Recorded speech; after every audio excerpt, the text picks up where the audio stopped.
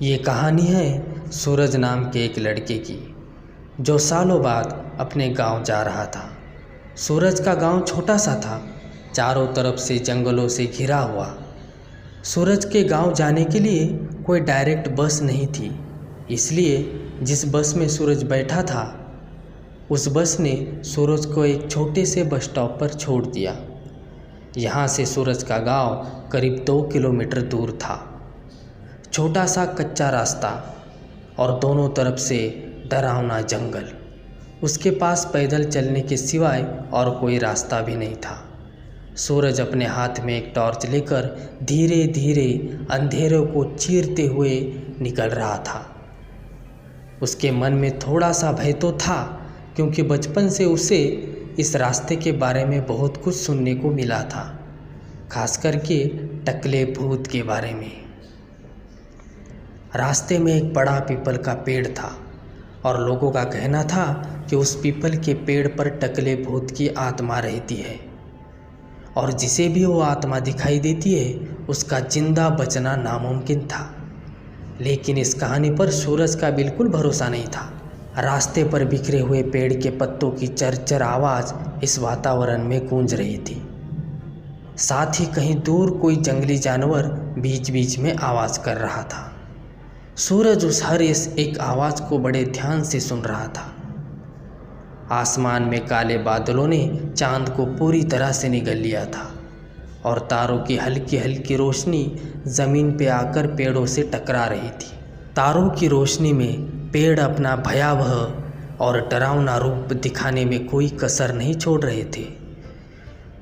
सूरज रास्ता काटते हुए आगे बढ़ ही रहा था कि अचानक उसके पैर जगह पर ही रुक गए।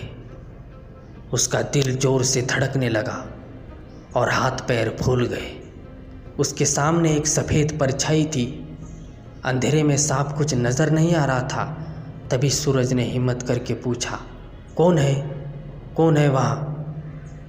अरे बेटा, मैं हूँ, रामदास, एक आवाज़ आई। सूरज के जान में जान आ गई। चलो इंसान ही है। वो एक बूढ़ा आदमी था। सूरज बोला, अरे भाई, तो ऐसे चुपचाप क्यों खड़े थे? मैं तो डर ही गया था। कोई बात नहीं बेटा, इस रास्ते पे तो सभी डरते हैं। तुम कहाँ जा रहे हो इतनी रात को? तुम्हें यहाँ पहले कभी देखा नहीं? बूढ़े ने पूछा। मैं अपने गांव जा रहा हूँ। दरअसल मैं शहर में रहता हूँ, अभी आया हूँ, सूरज ने जवाब दिया। अच्छा, कहकर दोनों साथ चलने लगे।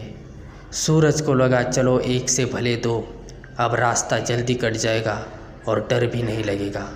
उस आदमी ने कहा, भाई तुम्हारे पास बीड़ी है? सूरज ने बोला, मैं बीड़ी नहीं पीता। तो आदमी ने कहा, इस बैग में क्या है? सूरज ने कहा, कुछ नहीं चाचा जी, इसमें शराब की बोतलें रखी है, अपने गांव में नहीं मिलती इसलिए ले जा रहा हूँ।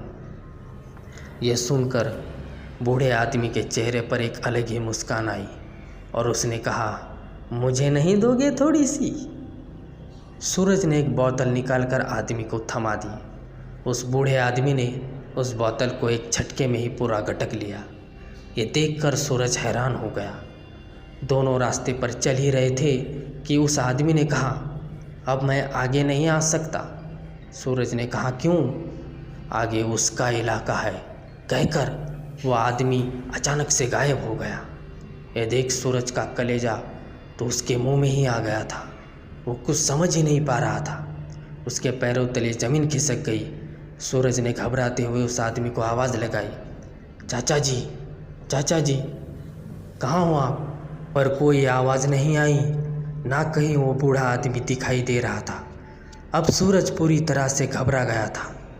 पसीना उसके माथे से होकर पूरे शरीर पर बह रहा था। सूरज ने तुरंत अपनी थैली में हाथ डाला और एक शराब की बोतल निकालकर आधी बोतल गटक ली। लेकिन आज उस शराब का कोई नशा नहीं हो रहा था। सूरज लंबे लंबे कदम उठाकर चल रहा था। तभी उसके सामने वही पीपल का पेड़ आया जिसके बारे में उसने बचपन से सुना था, टकले भूत का पेड़। अंधेरी रात में भयंकर रूप धारण करके पीपल का पेड़ शांत खड़ा था। उसका एक भी पत्ता ना तो हिल रहा था ना कोई आवाज़ कर रहा था। भयंकर शांति उस पेड़ के इर्द गिर्द मंडरा रही थी। तभी सूरज को कुछ आवाज़ सुनाई दी, जैसे कोई ज़ोर ज़ोर से सांस ले रहा हो। सूरज ने ध्यान लगाकर सुना तो वो आवाज़ पेड़ के ऊपर से आ रही थी। सूरज धीरे धीरे कदम बढ़ाते हुए पेड़ के नीचे चला गया और ऊपर टहनियों की तरफ देखने लगा।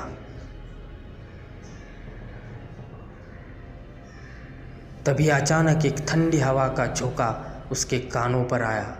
सूरज डर से काँप रहा था। तभी उसने देखा कि पेड़ की एक टहनी पर कुछ हलचल हो रही थी। सूरज ने अपनी टॉर्च उस टहनी पर मारी और सामने का मंजर देखकर उसके होश उड़ गए।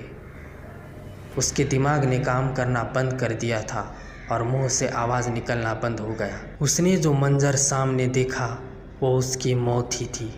सामने एक टहनी पर बैठी कोई डरावनी आत्मा थी। ये वो समझ गया था, जिसका सर पूरी तरह से टकला था। उसकी आंखों से लाल रोशनी निकल रही थी और उसके पैर हवा में लटक रहे थे।